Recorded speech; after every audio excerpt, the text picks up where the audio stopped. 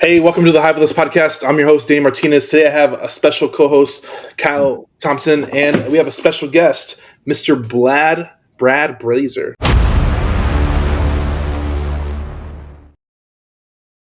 Brad Blazar. There you go. All righty, everybody. Yeah, it's great to be here with you guys. Hey, Kyle. Hey, Daniel. So we actually had we actually met you 2 weeks ago in Phoenix, Arizona. We had an amazing time, and one of the things that you said is you love doing podcasts. So here we are. I have a podcast, 500 episodes, and we're gonna have some fun here today. I'm excited. Love it. So I see you have a 2 Comma Club award. For people that don't know who you are, can you give people the 30-second sales pitch, and we'll jump right into the podcast? Yeah, I'm kind of known around the world as the guy that's raised over $2 billion through my efforts and the efforts of teams we've led. And so we run a global platform, basically coaching and mentoring people in about 28 countries today, how to do one thing. And I believe we do it better than anybody else we've ever met. And that is how to attract, how to raise, and how to close capital from high net worth investors so that you can build, buy, or scale your business, or as I like to say, do something big in life. There you go. So 2 billion is a big number. Is 3 coming up soon? It is. Hopefully, it's really interesting. I have no idea how much our students globally have raised. Okay. It's going to be, well in excess of $1 billion as well. We've launched hundreds of funds. We hear from people that are raising tens of millions of dollars. So yeah, I'm still raising money actively myself. I'm involved in deals. I'm really not, raising money for quote other people like I was before, but it's just a lot of exciting things going on right now. Seeing a lot of opportunities in the market, speaking on a lot of stages. We're actually working on book number 4, which we hope to come out with here in a couple months. So that's being reviewed, edited, polished up. It's just about continuing to move forward and just continuing to do bigger things. So you're about to hit $1 billion what your students have raised across the board. Do you have KPIs of like goals, or KPIs of like total funds raised for yourself and that point, or like how do you keep track of this? I feel like your skill set is definitely raising money, but do you have like? It's really hard because we have so many thousands of people today that have participated in our boot camps, bought my books, signed up for our coaching and mentoring, launched funds, etc. And, it's not like everybody reaches out and says, hey, I just raised $10 million or, hey, we did this. The people that do stay in touch with us or that we do connect with pretty regularly, we kind of do keep some metrics on that. So I'm sure the number's probably a lot bigger than we think it is. But, when you've got a global community of people that are actively out there raising capital daily for all kinds of projects. We have people not just in real estate. We got people that are raising money for things like Broadway shows, major motion pictures, tech. We got people, obviously, that are doing some pretty cool stuff in crypto, cannabis. And so when you look at kind of this huge ecosystem of what I just call capitalists, that number is pretty big. But I think the real reason that, we wake up every day and do what we do, it's because I believe people have a need and a desire to do more in life. And a lot of times they can't get that project or that big idea off the ground. And usually it's just due to a lack of money. They just lack the capital. And it's unfortunate that when we wake up every day, we're surrounded by pretty much all the money we need to do everything in life we want, desire. We just call these other people investors. But they don't teach us how to approach or work with investors in traditional school. And so that's why we launched Capital School. Awesome. Brad, you're obviously doing this at a large scale. Can you quickly touch for the audience on how you got involved with capital raising and how you got started? Yeah, sure.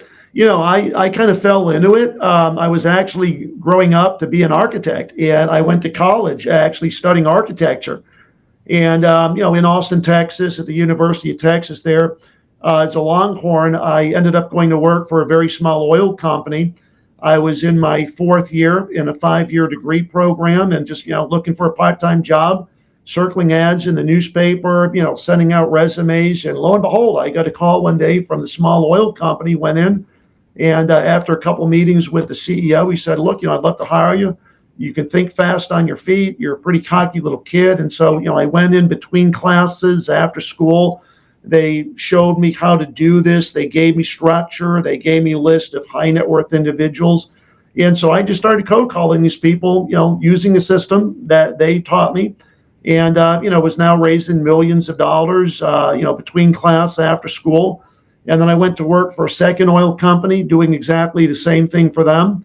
And after about 2.5 years raising capital for others, I went out on my own and printed up some letterheads and business card.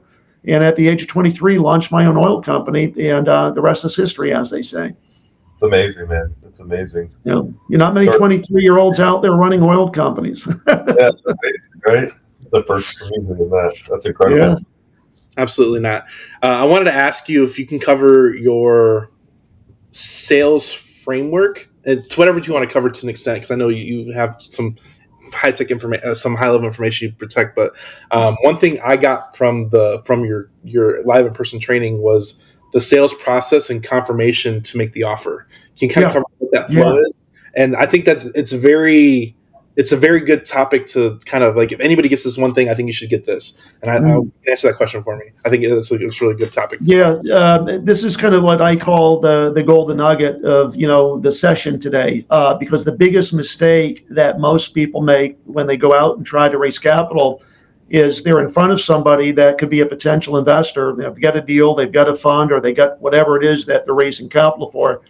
And they start talking about it, just too early in the process. It might be in the first meetup, or it might be in the second. And think of this kind of like a pitcher and a catcher, right? You're pitching your deal, and the other person is the catcher.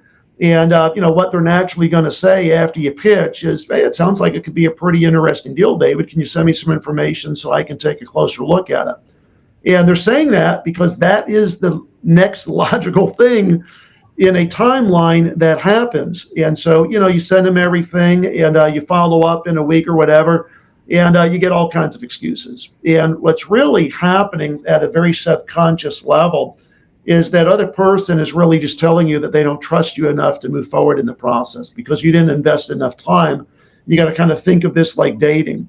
And so, the best advice I give to people when it comes to raising capital is understand that there is a series of events that do need to take place. You need to build trust. You need to create a relationship. The way that we do that is we ask people a lot of questions. But everything that I do is based on many, many years of raising, hundreds of millions of dollars, taking all this knowledge, all this experience, and codifying that, and then creating key concepts. And so, a lot of times people hear me talking about these key fundamental concepts like the 4-step blueprint or the trust sequence or the validation phrase. And, much like Jordan Belfort, who's one of the top sales trainers that talks about his thing called the straight line method, this gives people the roadmap and the blueprint so that in every interaction you're having with the potential investor, you know exactly why you're there, you know exactly what the outcome should be. And so we always ask people, typically after the second or third call, what I call the validation phrase. This tees me up, so to speak, to now pitch somebody on the next call. And I just say, hey, David, I've really enjoyed getting to know you, buddy. But like I've explained, right now, I just don't have a deal that I can openly discuss with you. And the reason is I like to give my existing investors the right of first refusal on any new opportunities that come our way. But here's what I'd love to do, David. I keep a list of people on my desk. I'd love to add you to that list and just give you a call back in the future if I have an opening on something I think you'd get real excited about. Does that logically make sense? You see, when David says, yeah, please do that, what he's doing is he's confirming that he's ready now to move to the next step in the process. But more importantly, he's now teeing me up and he's asking me and technically inviting me to come and pitch him. So what do you think I'm doing the next time I'm calling David? I'm pitching my deal. Yep. Now I send the information, then I follow up, then I close, and I just rinse and repeat that cycle.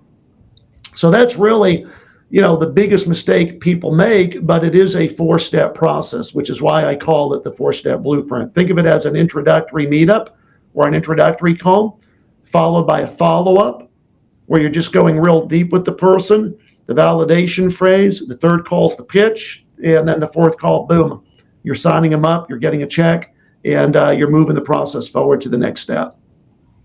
Yeah.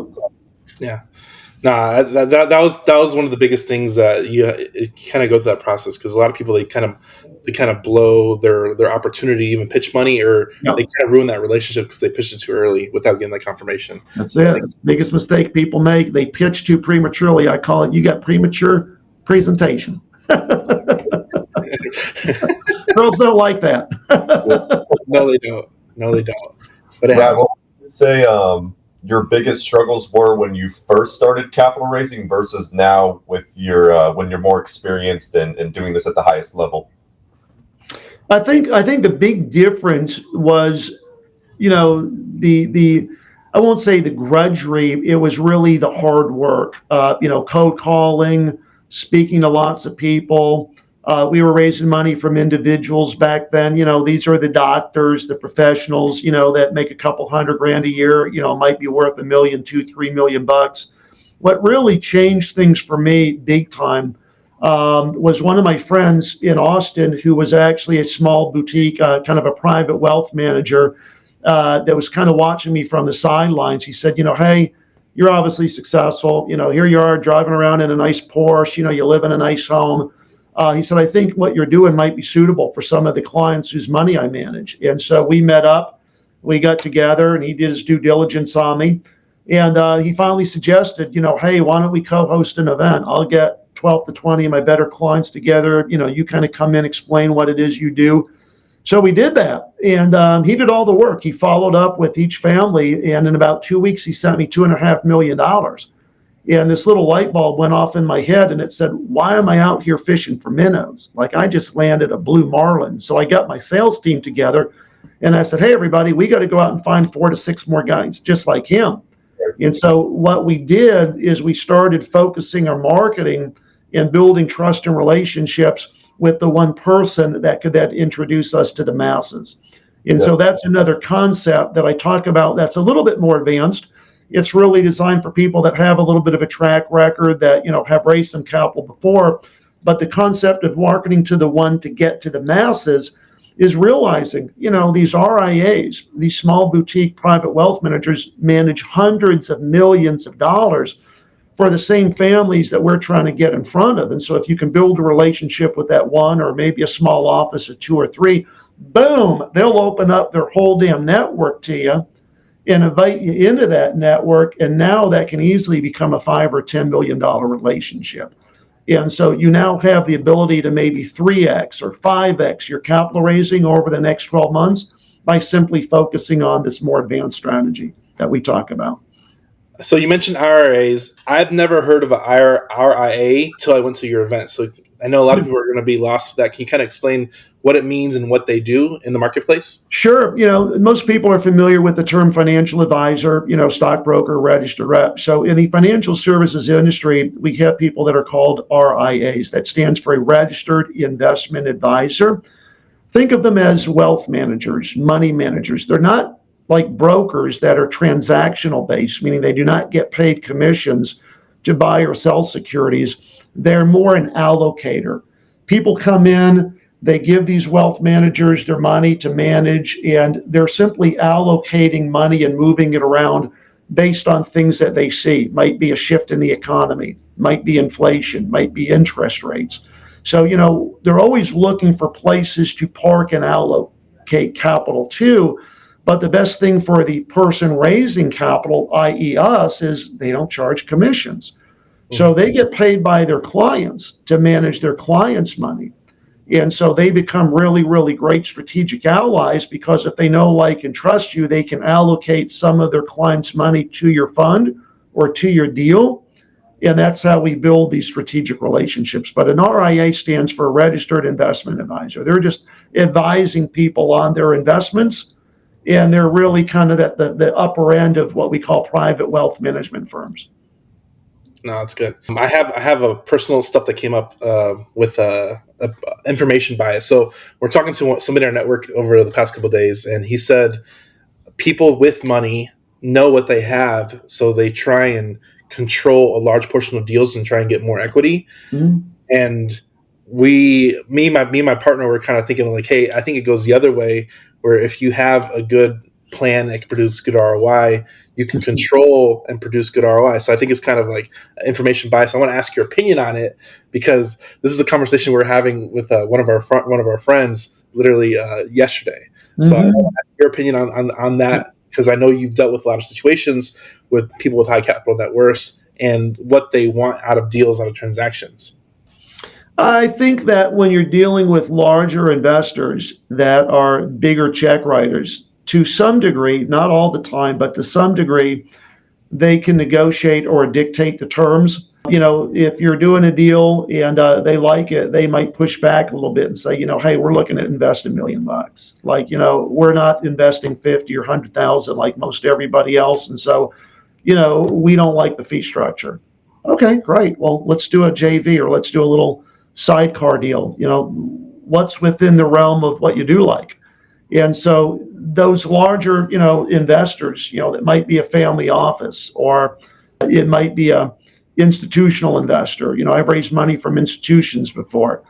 They're going to push back a little bit. And so it's kind of a more negotiation till you ultimately work out a deal that's amicable to both sides. Yeah. When you're raising money from what we traditionally call retail, high net worth investors, these are typically what we call the accredited investors, right? The business owners, the entrepreneurs. But as you start notching up the ladder and you start raising big money, that's where it's more negotiated as it relates to the terms of the investment. Oh, that's good. That's good. It's a information bias depending on each individual person. Exactly. One thing I like about like the syndication model is you can raise and do different agreements with different people based off of whatever their allocation and preferences. Yep, absolutely. You bet. So it's kind of crafting your package to that individual to create the best results. Yep. That's amazing. No, I think you answered that question for us for sure. Now, where's the best place to find family offices if you are trying to get to that next level? And maybe we can answer the question of where can we find high net worth individuals? A lot of people I think they struggle with like the easiest answer is like right in front of them. They are. There's lists online that are free or available for very little cost to family offices, all these investor groups. And so, understanding that you can find these lists pretty easily. But here's the problem, these larger investors, they have gatekeepers, right? And so, you call a family office, more than likely you're going to be speaking to a secretary or to an admin or, to some junior analyst. You're not really talking to the decision maker. And so I try to tell people, if you're going to try to raise money in the family office space, the best thing to do is to go to many of the events that they attend throughout the year to create the proximity to actually get to meet these people, to sit down and have breakfast or lunch and enjoy a cocktail and network with them so that you're actually building the real relationship with the key principals or the people that are ultimately the decision makers. And so, I go to a lot of events over the course of the year. We were just at an event in Chicago and, there in the room were many of the students from my community that we mentor. We had professional athletes, we had NASCAR drivers, we had some family office people there, some of these private wealth management people there. And it was a great event. Everybody came away with new relationships and networking. And then, of course, there's going to be another event and then another event. And so it's really just understanding that, as you raise money from these larger audiences, yes, you can call them, but it's much easier to facilitate the process by attending the events to now meet in person and understanding kind of what's in their wheelhouse. What is it that they like to invest in? What's their time horizon? What's their risk tolerance? And, you find all these things out by asking good questions. But, there's a lot of lists that are available online. The bigger question is, okay, great, you got a list. Now do you know what to do with it? Yeah. Do you know how to have a productive conversation with an investor at that level? And unfortunately, most people don't. So that's what we try to teach and explain is that these bigger investors are going to ask harder questions. And so you need to be prepared to ask those harder questions so that now you can move the process forward to the next steps and start thinking like these bigger investors to make sure that the areas within your business that they're going to question or they're going to want to know something about, you've given some thought to. Because they're going to ask you, tell me about your investor relations department. Talk to me a little bit about your accounting. What does that look like? Talk to me about your compliance department. And so when you think about all of the different things that make up being an investment sponsor, and more importantly, one that these larger investors would want to commit capital to, you got to really have the right answers. Mm. I remember saying at your event that when you start to show up to these family office events, they start to recognize you and they start to say, hey, this guy's consistent. This guy's consistently showing up. Yes. Or consistently showing up. What would you say when going to these events helps you stand out to these people to ultimately, get in front of them and ultimately get to the end goal? I think there's really two things. I think you want to always create kind of a memorable impression. I've always found that when you meet somebody, that is obviously, very affluent or, celebrity status, you always want to lead with value. So a lot of times what I'll ask people is what they're working on. What are you working on right now, Kyle, that maybe I can help you with? Right. And, they'll open up, well, we're doing this or we're doing that. Well, great. I think that's something maybe that I can help you with. And by offering help, there's now a sense of reciprocity because Right. I'm not going to them asking for money. I'm not, going to them like most everybody else they've ever met. And they're like, wow, this is a little different. Right. Like So this guy stands out. He's not asking us to write a check. He's not approaching us, asking us to invest. He's actually asking, how can I help you? And, if I can offer some assistance or I can make some introductions, now there's a little bit of reciprocity where, I can now go back to them and say, hey, I'm working on this deal, really would value your opinion. Do you have 20 to 30 minutes where we can chat about it? And I first seek their advice on what I'm doing. And then I just follow up with the question, might this be something you'd also like to take a look at from an investment perspective? That's awesome. I feel like that's such a simple principle to have. And it's something, it's in such a basic book of like how to win friends and influence people on how to just, take care of the person first and provide value before ever, making it perceive that you're trying to get something out of it first. So that's awesome. Exactly. That 100%, and that's really the key to building strategic relationships. It's, saying, hey, I'm here. I got this great network. I know a lot of people. What are you working on though that, you might need some help with? And if I can offer any help, great, because now we're building a kinship, a relationship. And, now I can go back to them with the deal and I can say, hey, we're working on a big deal. I really value your opinion. We'll have to get your opinion. Do you have 20 or 30 minutes? And when I present the deal, I'm doing it through the lens of I'm seeking your advice. Right. And so, they give me some advice or they tell me what they think. And I'm like, now that you know what we're doing, might this be something that you'd like to look at from an investment? Right. There's a quote I've heard a couple times, and this kind of solidifies it, is that if you want money, ask for advice. And if you want advice, ask for money. You got it. Absolutely 100%, Daniel. Absolutely 100%. Yeah. No, it's I think that kind of solidifies that. I've heard it so many times in different places, but I think it kind of solidifies it. One thing I think is you meet a lot of celebrities. You even said like NASCAR. I think you have to like protect your starstruckness. Yeah. Oh my God, it's Jordan. Paparazzi. Yeah, absolutely. No, I mean you do. You got to kind of play it cool. Like, hey, I'm a cool cat. This is what I do every day when I wake up. But yeah, I mean, you're around obviously, celebrity level people. I mean, I've shared the stage with, Floyd Mayweather, undisputed champ, known all over the world. People like Brandon Dawson, Jesse Itzler, one of the most famous authors on the planet, John Maxwell, and I can go on and on and on. I won't say you kind of get insulated or you kind of get used to it. It's always exciting to meet these people backstage or, talk to them in the green room. But what you start to realize is they're just normal people like any one of us. It's kind of like the thing Cowbell that was on Saturday Night Live with Will Ferrell, where he's banging the cowbell and Christopher Walken comes in and it's like, oh my God, it's this famous producer. And he says, no, not really, man. I put my pants on just like you guys every day. It's just that when my pants are on, I manufacture platinum records. So, they're normal people. They're just operating at a level way up here, which is really cool because by being around them, you kind of get pulled up to that level, right? You learn from them. And so, you realize that, hey, man, I'm the average of the 5 to 7 people I spend most of my time with. And so I choose to spend my time with people that are doing big things, that are talking about big ideas. And, one thing that I found in life is that weak people talk about other people. It's like, man, did you hear what Daniel did yesterday? They're gossipers. Average people talk about events they went to. The big time people talk about the ideas and the execution of those ideas. And so, for my daughter, who's in middle school, she's at an age now where the girls are gossiping, the boys are bullies. And I just said, man, they're weak people. They're projecting their insecurities on you. And I heard Ed Milet, who I absolutely love, talking about all the haters and all the naysayers and all the bullshit. He said, hurt people hurt other people.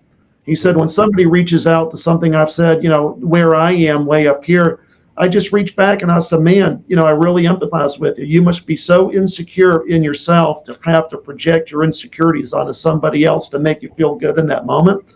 But if you always remember that when you're bullied or when your kids are bullied, that hurt people hurt other people, it just really helps insulate you from all that bullshit that's out there.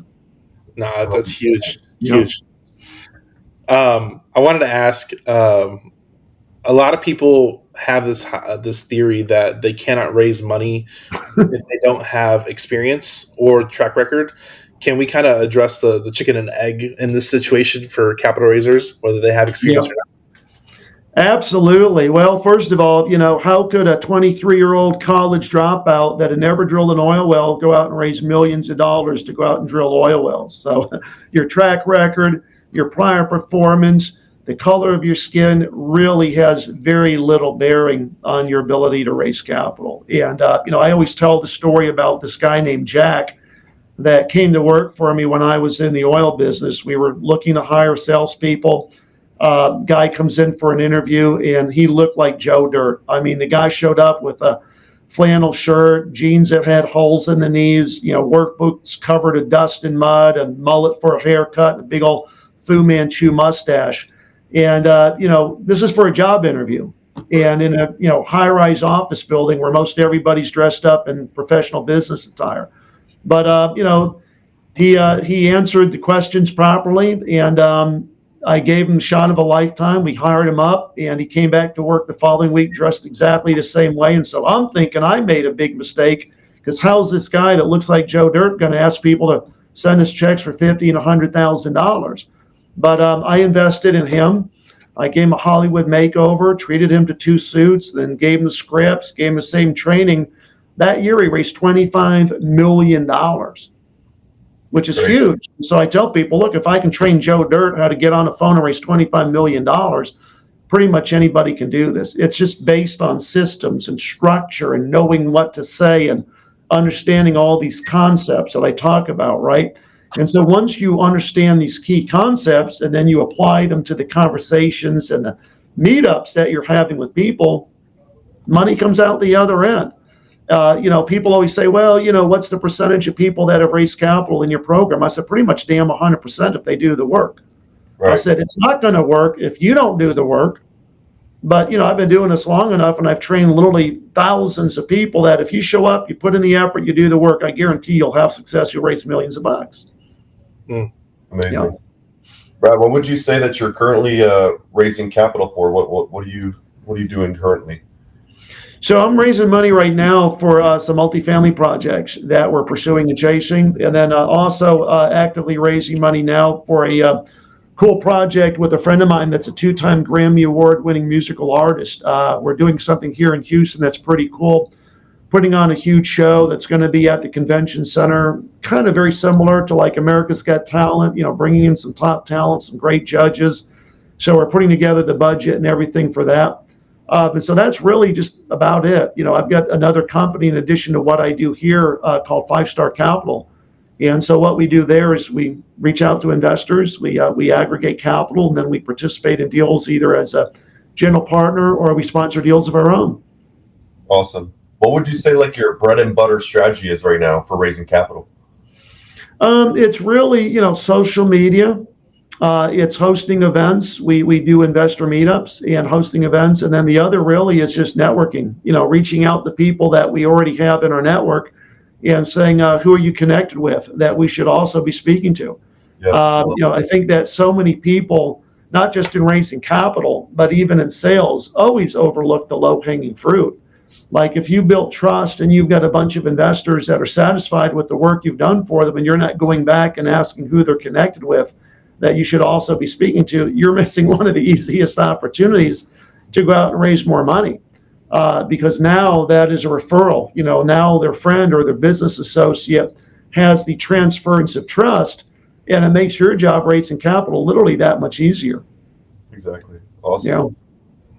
No, I'm glad you said that. I did not expect that to come out in this conversation, but I'm glad you said that. You always ask for the referral. Always ask for the referral. You bet. Such an easy one. Now, one thing I've noticed is we kind of covered like you go to events where high net worth individuals are going to these RIAs. Where can people find like what those events are called? Like a lot of times it's like you don't know the information on where to find it. So like, is there like companies that set up these events, and where do you find them to check out their schedule? Like how do you get a hold and find these groups? Because you kind of found them over time and distance, but you're a new person. Like where do they find these groups, and how do they find out their schedule and stuff like that for their events? Well, I mean, one easy way is we post a lot of these just on my website. There's an event page on my website, and I kind of share with people where I'm going to be. And you go to the events page, you'll see some of the events that we attend. The other is just, Google family office events, and boom, there you go.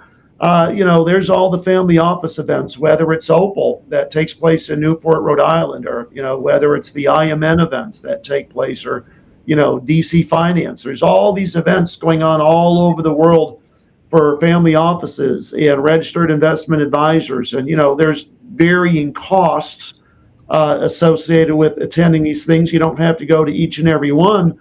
But if you really want to learn how to raise money from family offices, you want to create the proximity and get to meet these people, that is the easiest way to do it, is just to go network and build those relationships.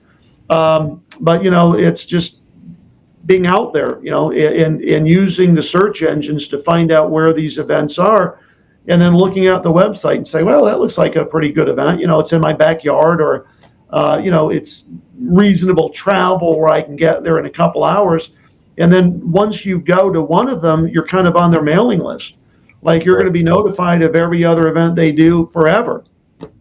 And that's kind of how I built my event calendar, is just, going to one, then asking people that I meet, what other events do you go to throughout the year that you'd recommend? And by talking to them, I now find out what other events they might be at. And it just kind of goes back and forth that way. Asking good questions. That's all it is. Exactly. Is there a closing question that you ask every time in part of your closing process? There's not really a closing question, Daniel. It's more how I ask people. There is some psychology to asking people to invest. What I have found, and I think what a lot of psychologists have proven, is that when you give people the ability or the option to say no to something, they don't do it. And so, most people that are raising capital have a minimum investment, or the deal is structured in shares or units, or, some incremental amount, might be $50,000, might be $100,000. And so, after I've answered the person's questions, and after we've, had a couple of meetups, I just say, hey, Kyle, now that you know what we're doing, how many units in this do you see yourself wanting to take today? Do you see yourself doing 1 unit, 2 units, 3 units, or of course the other options, Kyle, is you can do no units. And then I just pause and I wait for an answer. And a lot of times the person might come back and say, well, tell me again, Brad, like if I do 2 units, what does that look like? What does that represent in your deal? And I answer that question and I tell them, it's $100,000, each unit's $50,000. It gets you X% ownership. Is that something you're comfortable with today? And if they say yes, boom, they're done. They close themselves. And so I say in the packet of information that we sent you, you'll notice there's some paperwork. If you get that out, I'll walk you through that to make sure we get you onboarded properly, kind of welcome them to the family. And then, of course, have a cool down to tell them what to expect.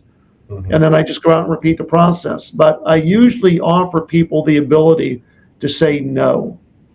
And very rarely do they do that. So, if it's priced on an investment amount like 50,000 per unit or minimum investment, I'll just say the same thing, but I'll say, how much of this do you see yourself wanting to take today? Do you see yourself doing 50K?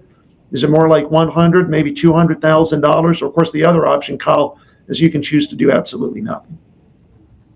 And then they usually come back with an answer. No, let me do 50,000. Okay, great. Let's get you signed up. That's awesome. And I remember you touching on it too, where after you close, or a lot of people after they close, they try to keep going. They're like, no, like closed already. So exactly. Well, that would be salespeople that might work for you. A lot of people, of course, they hire salespeople. They have people that aren't as skilled or haven't been doing this as long as I have. The other thing too that we always have to realize about sales, doesn't matter whether we're raising money, doesn't matter whether we're selling a product, is you've got to kind of create this positive tension. Your job is to help people make a decision. And the word decide actually means to kill off. So if you look up the root of the word decide, it means to kill off. That's why it's in pesticides and insecticides. Right. But, our job is to help people make a decision. A lot of times people are indecisive. They have fear or they have reasons that they don't want to move forward. And so, I remember when I was in the oil business many years ago, I was talking to a very rich, wealthy doctor, and he was on the fence. And he was probably apprehensive and scared because one of the big risks potentially in investing in an oil well is you drill a dry hole. There's just nothing there. And I just finally said to him one day, look, Dr. Schnackman, it just takes two things to invest in an oil well. And he said, what? I said, big balls, lots of money. Which of the two don't you have? And after about 30 seconds, he said, tell me again how much are 3 units in your program? I said, welcome aboard. Go get your checkbook. And he became one of my best investors.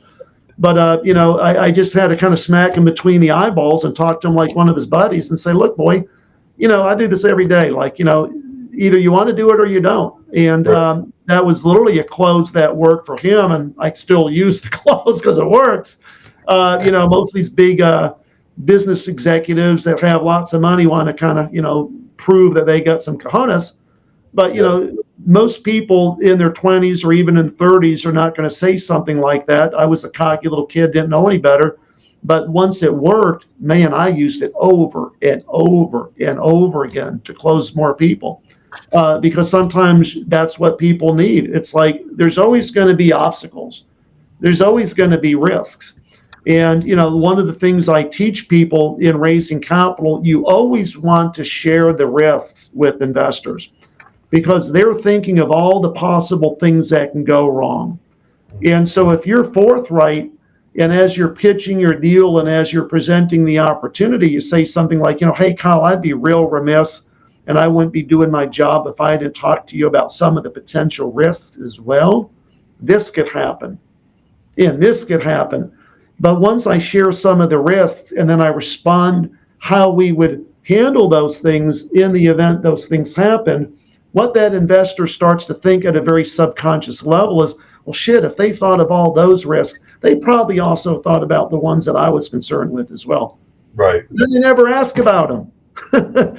So by being open about it, you're putting to rest all of their fears and concerns because very subconsciously they're like, well, they probably thought of the ones that I was thinking of too because they've already thought of those.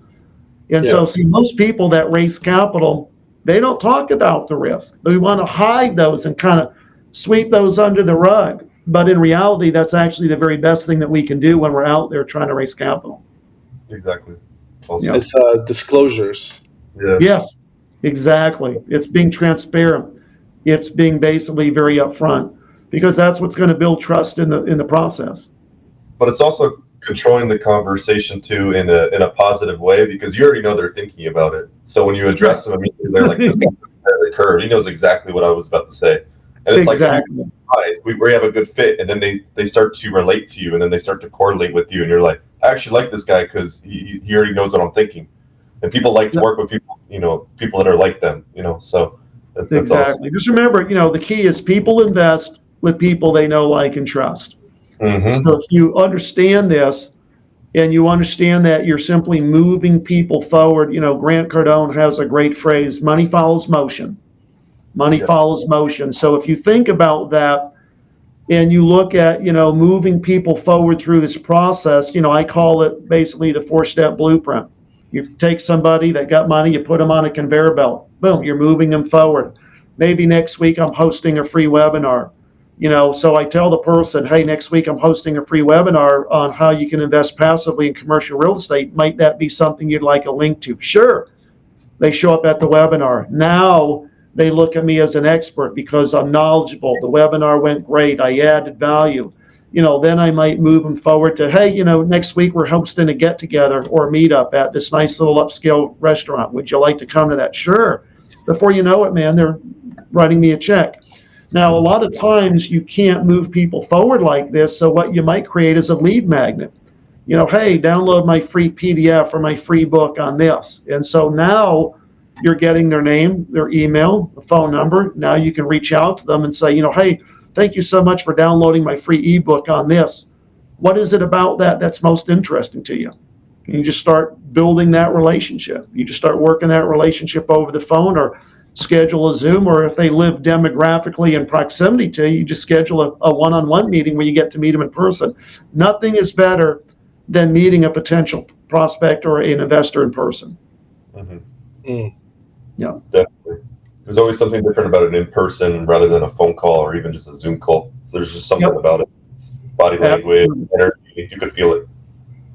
Yep. I think people just like to meet the person that ultimately they're going to be investing with. You build that trust when people can shake your hand and look you in the eye and really, ascertain whether you're a credible individual or not. Yeah. 100%.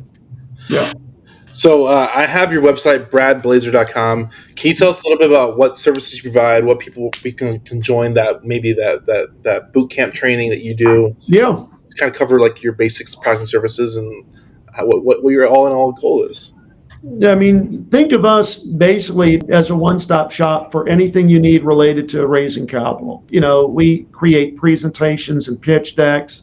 We help people launch funds. Obviously, a lot of people follow my competitor, Bridger, but, I think we do a better job. So if you need to launch a fund, we can help you with all that. We do all the legal work. We got 4 law firms that we work very closely with that review the documents, draft the documents, handle the filings, all that stuff. And like I said earlier, man, it's pretty much in any industry that you're in, whether it's tech, theater, crypto, cannabis, real estate. So it doesn't really matter. Think of us as a one-stop shop for anything related to the world of capital. We also have I guess you call it a CRM all-in-one solution that basically we market as Capital Stack. So, as leads come in, it creates the follow-up, the nurturing, the emails, the creation of your funnel. We can do all that too. We got a marketing company. And then in addition, we have various levels of consulting and coaching. So if you're new to this and you just need a coach or a mentor, you get to work directly with me. I mean, think about what it would be like to have a guy that's raised $2 billion as your wingman, making introductions, teaching you how to do this, being your Sherpa, taking you to events. And so, we are the only platform that takes people with me to these events.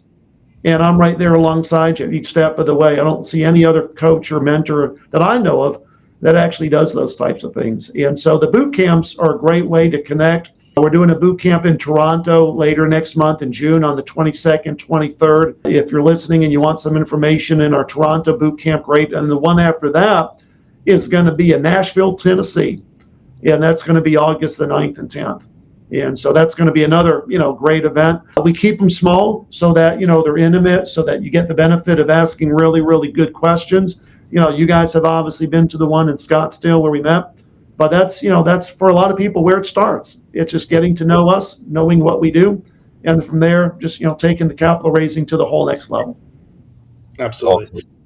I'm excited. Like I said, I took a lot of information from the boot camp, so I definitely can give the thumbs up for the boot camp because I did not know 100% that we're already taking actionable plans on and getting some of our teasers and decks finalized and formatted. So a Yep. lot of stuff that you need to know is stuff we learned from Brad and from his boot camp. So I definitely recommend those. Appreciate it. Thanks for coming in. Thanks for coming in and sharing information, Brad. And thanks for all your time. And I hope people get a lot of knowledge and definitely reach out to you in the future. What is a question or quote that you resonate with that is yours or somebody else's? Oh boy, I think the biggest quote that I love, I just heard this recently. I think that so many people, kind of get stuck and they wait and they think, oh, it's got to be just perfect. It does not. I favor activity over perfection every day of the week because it will never be perfect. But, Tim Grover, who was the coach to people like Kobe Bryant, Michael Jordan, working with the top 1%, he said, you think the price to pay for success is huge? Wait till you get the bill for regret. Mm-hmm. And at some point, you're going to be old in life and you're going to look back and say, man, I totally had all these opportunities. I would have, should have, could. I could have raised millions of dollars like Brad could have trained me, could have built a legacy for my family. Now it's too late. And so I think that comment or that quote right there, man, is just get off your ass, just think of something big and just get out there and do it. It's like Nike, man, just do it. I've done it.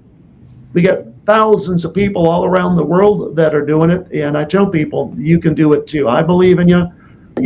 Other people believe in you. A lot of times you just got to look yourself in the mirror and just say, man, I'm going to put my amateurish ways behind and go pro. And you start going pro in every area of your life changes, you become a better person, you start making more money. So, don't get to a point in life where you look back and have that regret. Get to work. It is hard work. There's no doubt about it, but it's worth it. I'm the first one to tell you, man, you don't get on big stages like I've been on without showing up every day and putting in the effort. Absolutely. Yeah. Thanks for coming on. This has been an amazing episode. For everybody here, go check out bradblazar.com. Thank you, Brad, for coming on. Thanks for your time. Thank you, Kyle, for helping us out. For everybody here, we'll see you next time. Thanks for tuning in. Thanks, guys. If you like this video, go like, subscribe, and please follow us for more informational content.